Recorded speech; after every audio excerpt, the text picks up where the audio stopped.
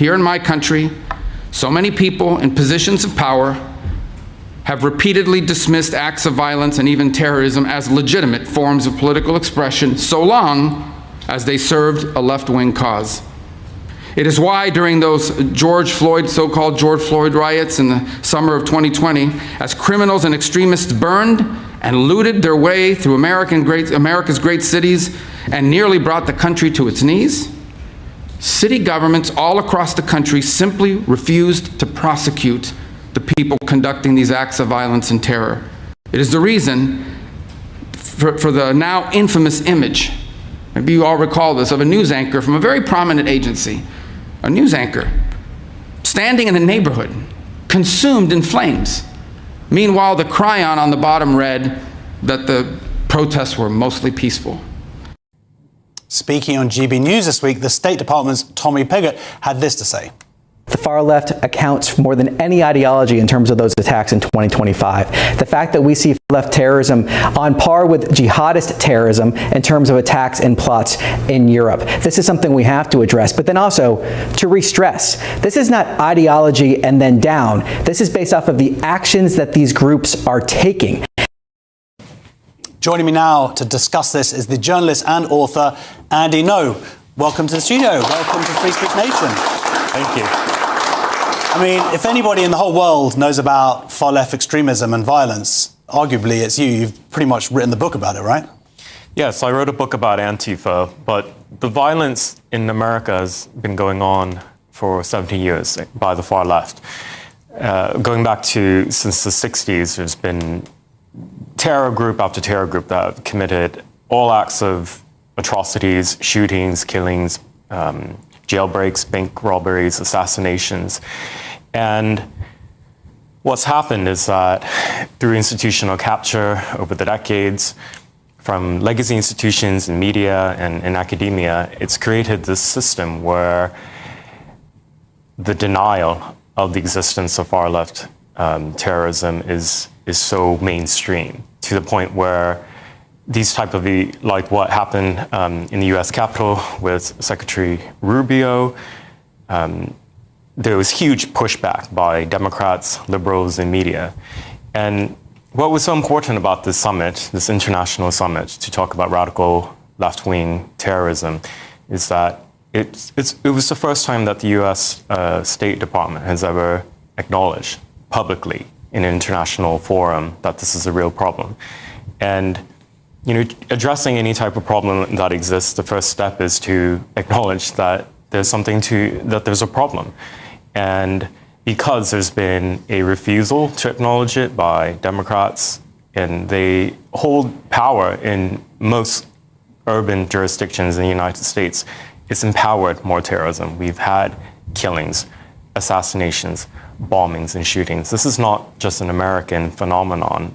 In Europe, for example, just over the last winter in Berlin, a far-left group claimed responsibility for an attack on a power grid that put hundreds of thousands of people out of power in the middle of a very cold winter in continental Europe. An elderly woman died because of the lack of access to heat during that attack. Last week, there was a bombing on the home of a politician that resulted in multiple serious injuries, including the death of a woman. And right now, in this country, there's an active terror investigation into the assassination of former politician Ann Widdecombe. Mm. Well, this is the thing, it doesn't fit the narrative, does it? Like the idea that there's left-wing extremism, left-wing violence out there. And when it is addressed, you get films like starring Leonardo DiCaprio, where he's the hero, where there is left-wing terrorism, but it's somehow okay. The narrative seems to be, the last sort of 40, 50 years, seems to be the right-wing extremism is the only thing that exists. And of course, right-wing extremism does exist, and it is bad. But by failing to, in any way, as you say, address the problem, do you think that's partly has sort of accelerated it? Yes, and it's intentional because it creates a feedback loop. We've seen it in place. For example, recently there was convictions and sentencing of some of the Antifa members from North North Texas terror cell. They were involved in an ambush shooting on an ICE facility where a police officer was shot in the neck. All of the media response after that, liberal media response, is that they called it a protest, that these were activists, and that they were being punished with decades in prison for their political views. These are all lies. There was a trial in which all the evidence came out of a conspiracy, coordination, planning, gathering dozens of firearms, coming with weapons and guns to the night of the shooting, and then the actual shooting itself. That's just one example, one recent of many. We've got Charlie Kirk. Exactly. I'm so glad you brought that up. What we saw in America and what you're seeing now after Ann Widdecombe's murder is that the people are openly celebrating it, inciting more about violence. That is actually very key to this ecosystem on the violent far left, because when acts of terror and violence is committed by their militants, they are socially validated by huge numbers of people online. It's not a tiny fringe perspective. You go on, you see people who are nurses, who are teachers, dancing in TikTok videos. So to call it a crisis is really an understatement. And the speech by Secretary Rubio was so brilliant because he lays out this history of going back 70 years of all these groups, like the Weather Underground in America, the Black Liberation Army, and others that have carried out attacks historically, and then more recently with the BLM Antifa riots after George Floyd died. I'm from Portland, Oregon. The fight against far-left violent extremism is deeply personal to me as a journalist, because in the course of my investigations, I was nearly killed on 2 occasions. I think we have some photos from one of those incidents. And the thing is that when something like that would emerge, like you said, that the narrative would be, oh, well, he's right-wing, he deserves it, as opposed to just condemning any kind of violence. In the UK, you had, politicians who've sort of been attacked, Nigel Farage, again, with milkshake sort of thrown at him. I know that's not the same in any way physically to what happened to you, and we're not showing any photos of this other incident. There's famously the video that exists, and it just looks beyond horrible in the violence you sustained. Do you feel that now, with Senator Rubio's speech, that there might be finally some acknowledgement, at least from the left, or that the narrative of left-wing or far-left extremism can now start being addressed? Or do you think it's just going to be constantly pushed back because they would have to acknowledge that on their side, essentially, there are baddies too? We will continue to see the pushback from those who have emboldened the violent far left, those like politicians in the Democrat Party and liberal media, unfortunately. I would like to see them as allies in this fight against violent extremism, but they made it very clear they're not wanting to participate in it. That's okay, because in the course of my reporting into this, from my sources in the State Department, I've learned that what's important is that there are government officials from different countries, like in the EU and around the world, who may say one thing publicly, but what they do behind the scenes is cooperation with the US State Department, because they do experience and see this as a global, international problem of terrorism, where ideology is shared between North America and Europe, tactics, targets of attack, and sometimes money as well. Well, we have an organization here called Bashback. We talked about them last week, but they're a trans activist group, and they're espousing the violence towards, they're talking about sort of people's offices, but they're naming people, they're talking about buying hammers. They've already attacked Wes Streeting's office. Do you see that as a sort of direct correlation to what's gone on in America as well? I do.